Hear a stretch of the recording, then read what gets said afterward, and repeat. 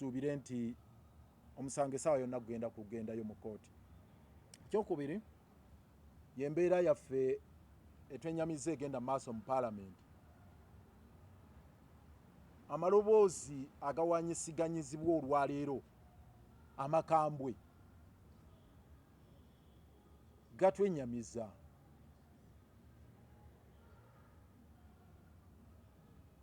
Ffe ng'abaliko mu paalamenti twali tukoze kinene nnyo okugatta opposition mu paalamenti. Era mujja kujjukira bulungi nnyo nti we baamala okugamba nti ebibiina bigguddwawo mu 2024-25 ne tugenda mu kulonda okwa multi-party democracy okwasooka okw'ebibiina ebingi 26 FDC ye yasinza ababaka abangi. Naye ebiseera ebyo nze nali wa DP era amaloboozi ne gatandika nti mwe aba DP temujja kwegatta ku FDC.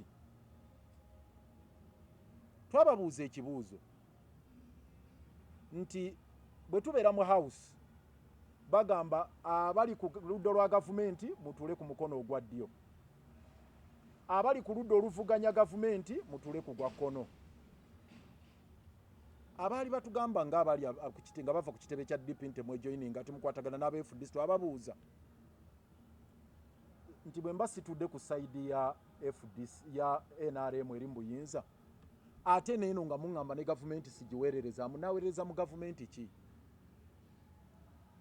FDC netuukiriza etteeka erigamba nti gavumenti ey'ebibiina, gavumenti ey'opposition ng'egenda okulonda lead of opposition ejjanga kwebuuza ku bibiina ebirala ng'egenda okuteekawo lead of opposition. Ate ekyokubiri ejjanga okulonda lead of opposition. FDC nebeera ne bakandidate babiri, waliwo Ogenga Latigo ne Saamu Njuba. Akalulu ne kakubibwa Saamu Njuba Mukama amuwe ekyumulo ekyemirembe nakkiriza nti bamuwangudde. Ogenga Latigo n'akola gavumenti. Kati feeza ey'okubiri ng'eddako gavumenti eyo eneebeeramu ebibiina ebirala nti ye awo nze wenafuukira Shadow Minister for Justice and Constitutional Affairs era nga Shadow Attorney General okumala emyaka 5. Era ne bwe twagenda mu iPod mu 2009-2010 nze go bakwasa amendments zonna ze twali tukolako yadde nga FDC yali erese lead of opposition ne banga Shadow Attorney General yakola ku bino ne tutula na Augustine Ruzindana ne tukola amendments yadde government yazisula mu kasero nga tukolera wamu nga kitole era nga sitwagala kulwanaganira mu parliament kuba tulinayo mulaba atulwanyisa. Tubadde mu parliament eyo nga twegendereza nnyo ne sekwegendereza okulaba nti tukwataganira wamu, kubanga okukwatagana mu parliament kwe kuvaako n'abantu eno abalala okulaba nti bakwatagana bulungi. Ku front eyo nga twagala kulwanirayo kuba muli ku lutalo, muli ku battle line. Ago magye gaffe agali ku battle line bwe mulwanira ku battle line ekiddirira omulabe kubasensera. Ffe twakkiriza nti FDC yerina okuteekawo obukulembeze bwayo nga yeekulembera opposition ne uteekawo lead of opposition kuvira ddala ku Ogenga Latigo okujja ku Nandala Mafaabi okuddako Wafula Ogutu then neteekawo Winnie Kiza ne Awol Betty Ochan nga tuwali mbojjanyi yonna. Kakati bino bivuddewa? Yes, kituufu waliwo amaloboozi agagamba nti era lead of opposition alondebwe ne tubiwakanya, ekirungi ne bikasukibwa mu kasero. Kati byavuddewo okuzuukuka. Era nsonga ki yabireese? Nsonga ki yabireese? Lwaki tukaayanira ekya lead of opposition? Kubanga lead of opposition alina kubanga komanda wa lutalo.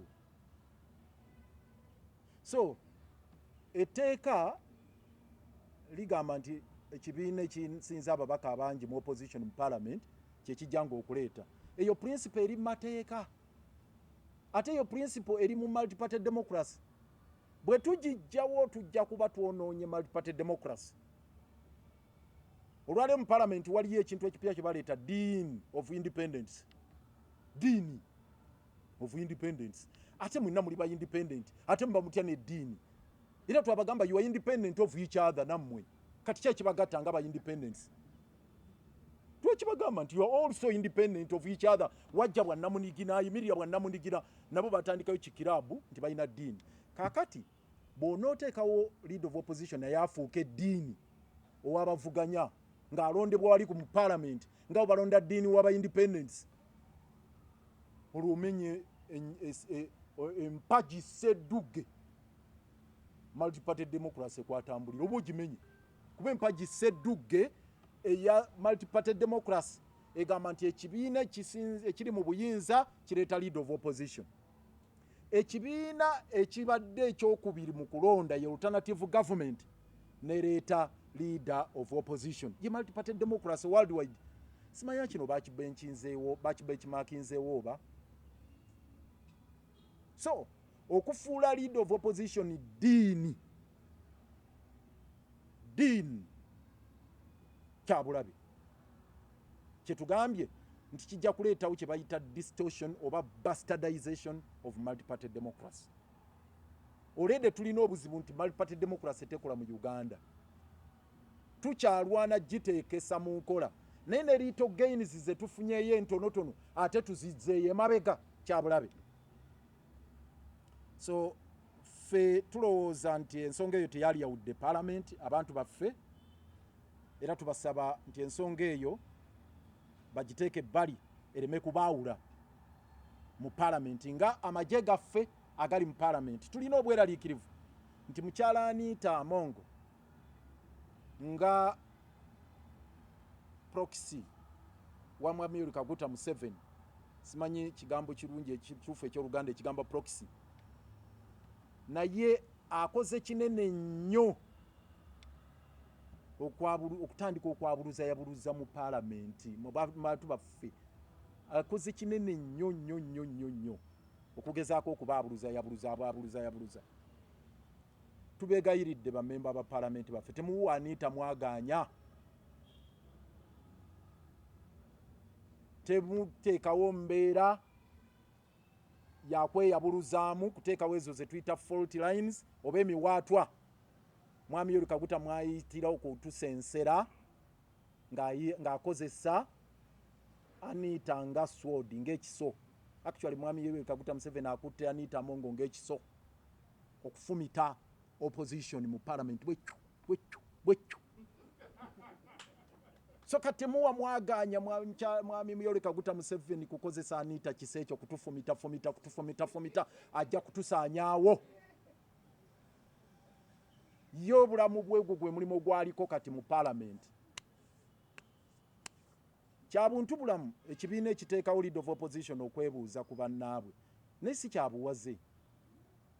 Etteeka teryakifuula nti kyabuwaze kubanga bakola tteeka ya Administration of Parliament Act amendment ya 26 bakizuula nti bona okifuula ekyobuwaze bali we banaagaana kubanga ebibiina bivuganya, bali ab'ebibiina ebirala we banaagaana oba onookola otya nga bwe kyali mu 26. Nze ngenda okufuuka Shadow Attorney General oba Shadow Minister for Justice and Constitutional Affairs, amaloboozi agava ku DP headquarter nga ganga nedda teweegatta ku FDC.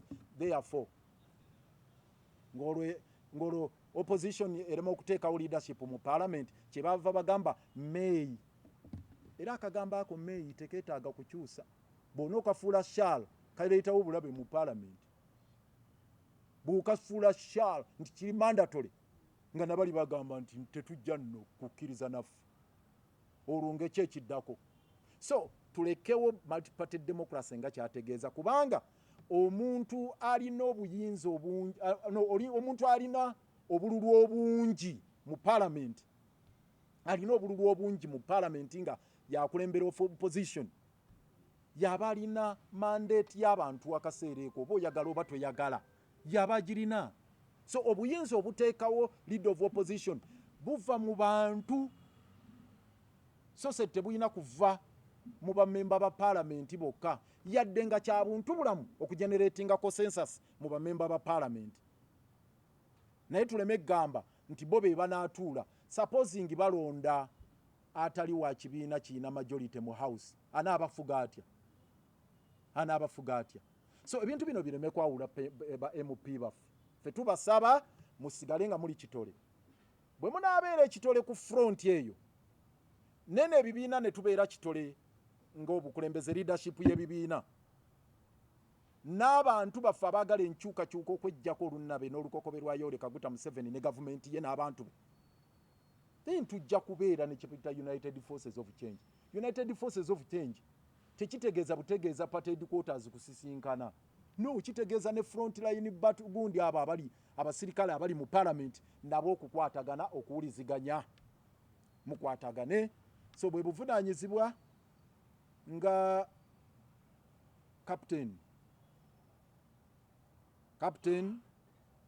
ali mu kisaawe wa captain yaffe kuba kati eyo opposition eringa Uganda Cranes kilabu ziva mu bibiine mu kilabu ez'enjawulo nze ndi petroni wa KCCFC captain bwajja ku kisaawe ye commander captain owa kilabu yaffe ey'opposition mu parliament akaseera kano ye Joel Ssenyonyi